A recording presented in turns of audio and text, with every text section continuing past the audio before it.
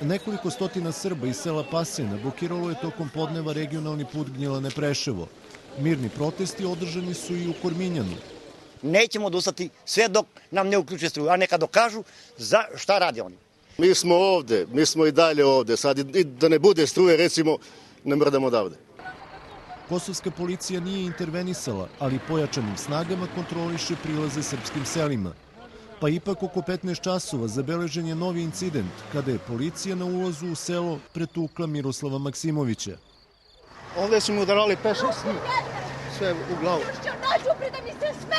A nisam pružao nikakav otpor. U sinoćnim sukobima žitelja Korminjana i pripadnika kosovske policije teže je povređeno najmanje 6, dok je lakše povrede zadobilo još 20 Srba. U policiji tvrde da među povređenima ima i pripadnika KPS-a. U nosu, leđa, sve što su mogli, to motke, sprednice, sve.